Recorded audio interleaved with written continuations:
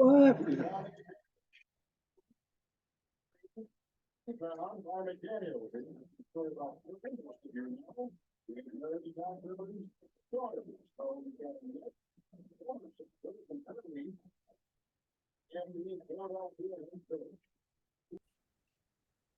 Hey, sports fans, PBZ Sports Chaos. Hey, PB, you know what? I've been drinking this. I haven't talked about it before. I've been drinking this Cutwater Tiki Rum Mai Tai. It's like 13% alcohol. Oh, Yeah, I drink one on the way home after I go to the liquor store. I already have a little buzz on. I'm just having a 4.2% Miller Lite. All right, hey, we got a lot of stuff going on. We got round one of the NBA and NHL playoffs. We got some real underlying stories there. We got a guy, a Padre, returns from nearly 2 years off the field, playing right field now. We got a little NFL draft talk and buzz about betting in football and a Brady rumor that we're going to touch. But I got a scoop. Pbnz got a scoop for you fans. You haven't heard it yet on MLB Network or ESPN, but you're going to hear it pretty soon, we think. Diamondbacks pitcher Madison Bumgarner apparently has been road racing as a motorcycle motocrosser for many years under a pseudonym. That's in violation of his MLB contract. Right now, the Diamondbacks supposedly are in the talks to now buy him out or just just totally rescind that contract of $47 million. So remember, we hit it first. By the way, speaking of MLB, Fernando Tatis, you see that? He returned first time in like 630 days. It's almost 2 years playing right field. We know a guy that played right field after being infield. It worked out pretty good for him for the Red Sox, right? Yeah. Mookie Betts. Mookie. Yeah, we'll see how that goes. All right. Hey, BB, I got a question for you, Florida boy. Most impressive Miami win this week. Heat stealing game 1 versus the Bucks, or Panthers getting game 2 versus the Bruins in Boston? Yeah, or you could add in there Tampa taking game 1 up in Toronto. Yeah, yeah, but we don't really care about the Miami side right now. We're only talking South Florida. That's where you're at. Yeah. I would say it was probably more impressive for the Panthers to win in Boston. That kind Well, of you had them sweeping. You were going to go to the sweep victory party tomorrow. Yeah, and it kind of turned the whole series around because now the Panthers had home ice. They were coming back to Florida.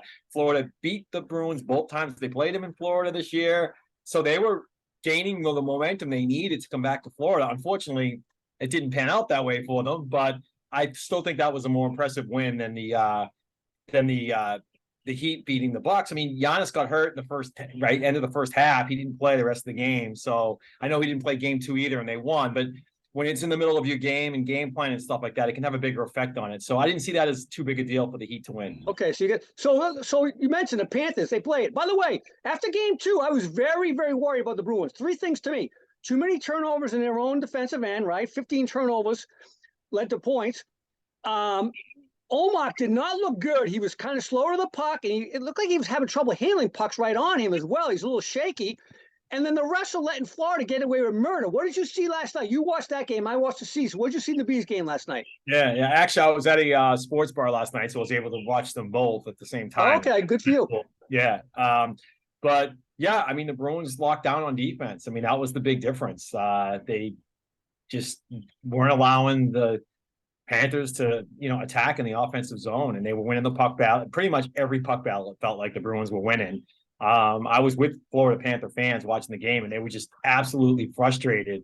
But they said this is what the Bruins do, and this is why the Panthers have no chance in the series. So that was the big difference. The Bruins just locked down on defense. They won the puck battles, and they didn't allow the Panthers to really have a lot of offensive zone possession time. By the way, what you didn't mention, which I'm surprised, because 2 key players were not playing, right, for the Bees? Yeah, Bergeron's still out, right? And KRECH didn't play, right? Yeah. You're talking about the number 1 and number 2 centermen on the team, correct? They're just going to show you how deep and how good they are, right? It is unbelievable. Hey, by the way, so was the cheap stuff still going on? What's his name? Gutez? I don't even know that guy, the Florida guy that's kind of cheap. Was he still being cheap last night? Yeah. No, I think they kind of leveled things out a little bit. Okay. I didn't see it as much as a chippy of a game as, game 2 obviously was quite a bit. The end of game 2 was just ugly, right? Yeah. I mean, 7 guys got thrown out in the last minute of the game. So, all right, we'll talk more NHL in a minute. But PB, let's go NBA first, because there's a lot of stuff happening in the NBA. You got Lakers are heading home 1-1. against the Grizz, and I'm going to talk about this puke Dillon Brooks in a minute. Suns, they're now up 2-1, and now not only is Paul George out, but Kawhi's out, so that's going to be a challenge. Warriors, as expected, lost the first 2 in a row, but then they came home and won 1 without Draymond because he pulled another stupid move and was suspended for a game. And the Cavs are now down 2-1 to New York in New York. Who could have seen that? I didn't see that coming. And of course, the Heat is 1-1.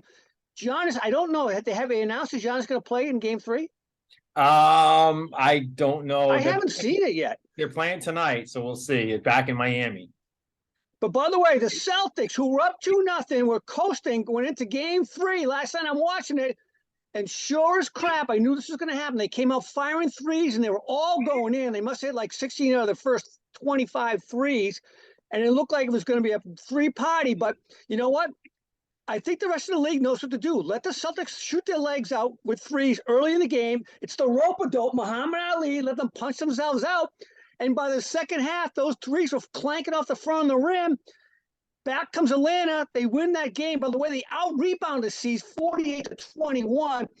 I'm going to predict right now Joe Mazzulla is coaching for his job. I know they just signed him to his contract mid-year. If he goes out early in the finals, he's done. He cannot continue to keep playing basketball that way. I mean, I still think they win the series, but the rest of the league saw a recipe to beat this team, in my opinion. So and Atlanta was just they were hitting everything. I mean, and it wasn't threes. They were taking the ball to the hoop like you should do, right? They were shooting twos. I mean, Trey only shot 2 threes. They had the highest field goal percentage for that team since 1988 in a playoff game. I mean, think about it. You can't win by just shooting threes. But I'm just saying that's not sustainable. So that was an anomaly. The Celtics will come right back and win game 4 in Atlanta, and I think they'll take it in 5. I'm with you, PB, but I'm saying the recipe for better teams. And by the way, the next team they're going to play is Philly. It looks like right now. The recipe's been set. You make Celtics shoot threes early, and then you take apart them inside later on in the game when they're worn out. So right. And by the way, Philly now they could sweep today, right now. They could, but Embiid's out for the game. Yeah, and Brooklyn's up by 7 right now. So yeah. And by the way, all right, we're going to talk about the thuggery that happened this past week in the NBA. First, you had Draymond just kicking Sabonis in the chest, stomping him basically, and then it said that he couldn't stretch his leg out any further to get over him. Then you have Embiid basically kicking a guy in his crotch, and he might have missed by a little bit, thank God. And then you got Harden, who got thrown out of the game for an elbow, which I didn't think was really that blatant. And B was blatant. Draymond was blatant. He got suspended. Thank God he should have been. But, I mean, are these guys punks? I'm going to ask you a question. In my mind, the 3 biggest thugs that played in the NBA in the last 30 years was Bill LAMBEER, Dennis Rodman, and John Starks from the Knicks. I think these guys are just as bad, these 3. When I say these 3, I mean Embiid, Draymond number 1, and Dillon Brooks. Dillon Brooks, are you stupid? You said what you said about LeBron? That's a death sentence for the Grizzlies, don't you think? Yeah, could very well be. Oh my God! All right. Hey, so of all the ups, the way this is going right now, are there anybody that you were worried about from your picks? Not really. Did you have the Cavs? Did you have the Cavs or the Knicks? I had the Cavs. I took one in one bracket, one in the other. I was right down the middle on that one, but I think I went on the record saying the Cavs, but I can't. I did too. Recall. But I'll tell you, I was surprised Sacramento took both games at home. I thought Golden State could split there, so I was surprised that they went down 2-0. We'll see. They're being resilient so far, but they got to take these 2 games back home. They still have to win 1 on the road, though, at the end of the day, if they're going to get out of the series, right? Yeah, right. And in game 4s are so critical because one team it's either going to be 3-0, which the series is basically over, or it's 2-1. Every game 4, think about it, means it's 2-1, right? And whoever wins that game goes up 3-1. And it makes the other team almost impossible to come back from 3-1. So these game 4s that are going on, starting like today with basketball and also with hockey, they're critical games for, especially for these teams that are at home. They can't drop a game at home in a game 4. You have to win. A la we'll be getting hockey in a minute, but a lot of the Panthers tomorrow. If they lose, they're done, right? There's no way they're coming back down 3-1. So I think Golden State's kind of in that boat right now, even though they're at home, but they can't drop this. They can't drop this game. No, no. And the other thing that surprised me a little bit was the Sixers and the Nuggets just getting off to 3-0 leads. I thought for sure those teams would at least be scrappy enough to win a game, you know, and now they're facing sweeps. By the way, are we underlooking Denver? I mean, I don't think either one of us picked them for the finals, right? No, not publicly. I did in one of my brackets. I did have them in the final, but I took them initially and I switched it out to the Suns. So I have the Suns in the finals in one, and I can't remember who I have in the other one. But anyways, yeah, we could very well be looking, but they're playing the T. I know you like the Timberwolves, right? That's who they're playing? I like the Wolves, but you know what? As I look at the Nuggets, they're a solid team. And by the way, Jamal Murray, I just read this the other day. He averages 8 points more a game in the playoffs than he does in the regular season for his career. Wow. That's a playoff guy. Yeah.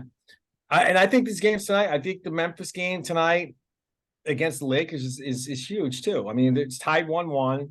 They're going back to LA.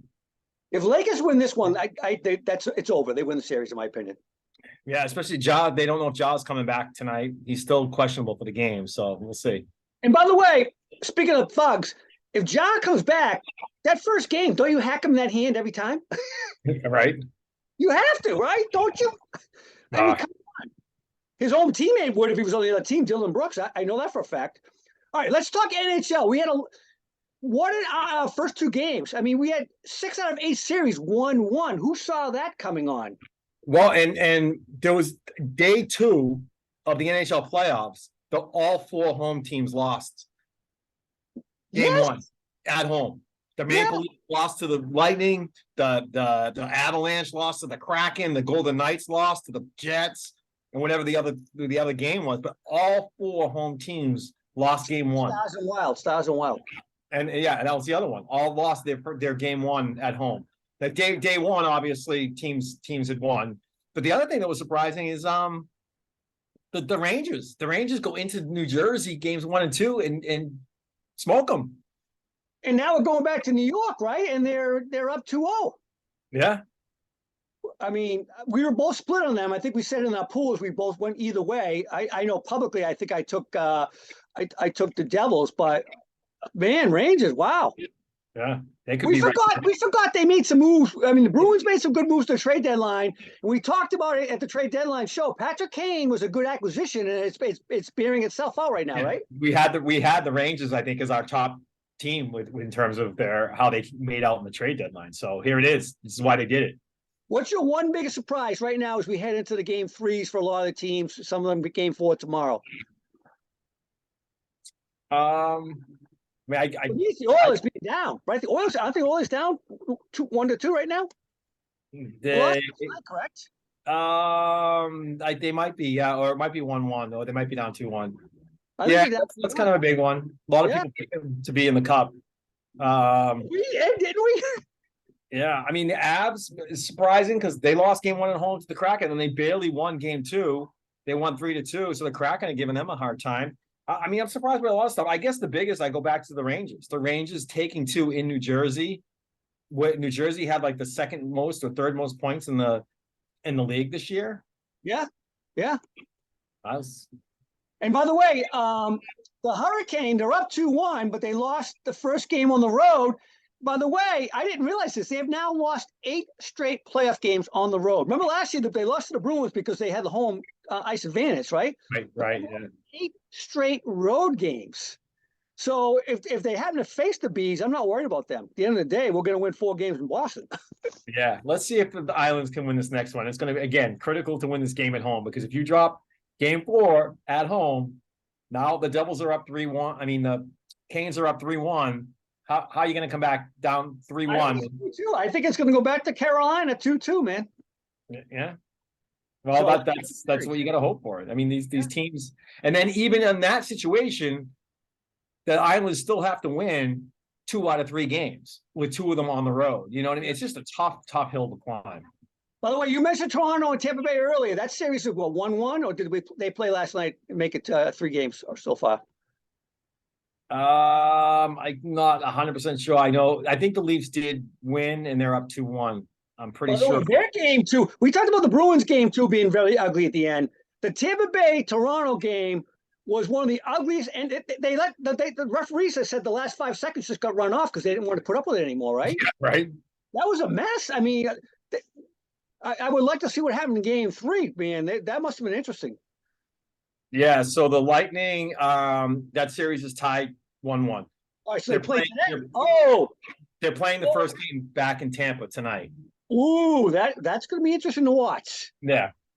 You might see gloves dropped at the opening drop. Nice. All right. Hey, let's talk a little football. We got the draft coming up in less than a week now. You're there. You're heading out there, what, Wednesday, Thursday? Oh, yeah. Well, before we move on, though, I'll be at game 4 tomorrow with the Bruins and the Panthers. I'm super excited to go to this playoff game. I don't think if I look at my life, I don't think I've been to a Bruins playoff game, believe it or not, in my entire life. Really? Not even in the Garden? I don't think I've been to one at the Garden. If I think back, okay, all right. I don't have any recollection of it. So this could be my first, my first playoff. Okay, time seeing him in the playoffs. So I'll be there full. I'll have my jersey on. I'll be all ready to go, and looking forward to that. Then Wednesday, PB's heading out to Kansas City, and we'll be at the draft live starting Thursday night. So yeah, let's segue into that. All right. Well, the draft's coming up. There's a lot of talk about where quarterbacks are going to fall. There's talks about teams that need a quarterback, like the Texans may not take a quarterback. They may drop out of that pick, right? Seattle may take a quarterback at 5. I mean, there's a lot of crazy talk right now, correct? Yeah. This first round could be the most surprising first round in the draft in a while, because nobody knows what's going to happen with people trading in and out of their picks. We don't know if the 4 or 5 quarterbacks are legitimate first-round players. I mean, you would think C.J. Stroud and Bryce Young are going to go 1-2, and then after that, it's a kind of a crapshoot as far as Richardson, Levis, and Hendon Hooker go. They all could slip down to the late in the first round potentially, right? So that's one thing, the quarterbacks. Then you have the whole thing with Bijan. He's being touted as this, the next best, Saquon Barkley or something like that. And people are saying that you just don't draft. It's like taboo to draft a running back in like the top 10, top 15. So is he going to go top 10 or top 15, or is he going to slide to the back half of the draft of the first round? Speaking of running backs, they went in the top 5 in the last 8 years. You had Zeke, and I think it was 2016, went number 4. And then you had Saquon, was it 19, went number 4 as well. Yeah. I thought he was number 2. Okay, might have been. Yeah. And so Zeke signed a big contract after holding out, never was the same, and he's been cut. And now here's Saquon wants to pull the same crap. $10 million, Saquon. Be happy, brother, because you're not going to live up to that contract. It just doesn't work out for running backs, right? No, running backs right now are just not I think besides kickers, I believe they're the lowest paid position in football. And if Barkley thinks he's going to get like 18 or 19 a year, it is not happening. Forget it. Their shelf lives are short, right? He's already been injury prone in his career. No, I mean, it's sad, but it's true. Yeah. All right. Hey, Brady talk. You haven't heard, I'm surprised you're down there in Miami, but suppose, the rumors are Brady might sign with the Dolphins. And we just heard the Tua come out last week and said, I thought about retiring back after that last concussion. I mean, do you think there's any reality to this? No, I think Brady's done for good. I mean, the guy's going to be he's turning 46 in August. I mean, I hope he's done for good. But don't go to the Dolphins. Come on. Yeah, that would be a little slap in the face. Better than going to the Jets, though. That's for sure. Yes. All right. We're going to talk about the big news yesterday with the 5 NHL players suspended for gambling. PB, I think the NFL's got a big problem. I mean, they're taking tons of money from DraftKings and FanDuel, right? And sponsorship money. It's all over the place. By the way, they allow guys to play fantasy. That's gambling, right? Technically, that's gambling, right? Yeah. I mean, I don't know how you're going to police this, and how can you keep suspending? We're not even betting on football games. That's the worst part. Yeah, right. I guess that you can probably run non-money leagues, right, for fantasy. I mean, that's possible to do, and then it's not considered gambling if there's no money involved. But are they? There's a fine line, though, right, in terms of what's considered gambling, what's not considered gambling. This particular incident, though, I know for at least Jameson Williams, who is the wide receiver for the Detroit Lions, first-round pick last year, like number 10 something overall. If you think about it, the ruling was he gambled non-NFL, so he could have been betting hockey, basketball, baseball, doesn't matter, but he did it while he was at work, if you will. So he did it on the premises of the facility, and that's what makes it illegal. So what they're saying is you can still gamble if you want to gamble. If you want to, I mean, you go to the casino and play blackjack, you're still gambling, right? If you want to go to go to FanDuel and do a fantasy lineup for Sunday or whatever, I guess you can do all that. You just can't do it on the premises. Now, of course, but then like you said, but it's still football, right? If you're doing, let's say you have a fantasy football team. So can you still bet fantasy legally as an NFL player? I mean, they're doing it. Without a doubt, they're doing it. But you can't bet a game. You can't say I'm taking the Pittsburgh Steelers -3.5 today. Like, you can't bet on a game. Correct. But you made a good point. You said Trayvon Diggs took his brother Stephon Diggs in his fantasy league. So imagine if it was the last game of the playoffs in fantasy, and Trayvon's playing Stephon, and he realizes, hey, I can win if Stephon has a big game, and he doesn't cover him. I mean, what is more blatant than that? Than fixing the game, for Christ's sake? Am I true? Is it right? Right. No, indirectly, you're right. If you're betting fantasy football, indirectly, you're kind of betting a game because you're betting on the performance of different players, and you can, you know. So yeah, I do. I don't know. I don't know what all the rules are for NFL players gambling, but all I do know is this was non-NFL, but it was on the premises, and that's why the suspension occurred. 6 games. I think the other players have been suspended indefinitely. Yeah, indefinitely, right? They might not be able to come back next year. I mean, Calvin Ridley was 1 year. At least he can come back this year. They said those other guys couldn't, maybe not even come back next year, which just blows my mind. And by the way, you have 2 professional teams in Vegas now. You got a hockey team, you got a football team, and the baseball is going to have another team. A's just bought land in Vegas, right? Yeah, Oakland might move there. Yeah. I mean, you're welcoming it. What, I mean, come on, these are young guys. Some of them are 20 years old, for crying out loud. What do you think they're going to do? And they got millions of dollars in their pocket. Give me a break. I think they got to figure it out, establish some rules around it, because the reality is they can't not continue to promote gambling. I mean, they have to carry FanDuel and DraftKings as, you know, sponsors, and the advertising. You even mentioned, you said they're putting up like lines in the middle of games now, like the rest of the way, or second half bet. Like, it's like, it's such a part of the sport.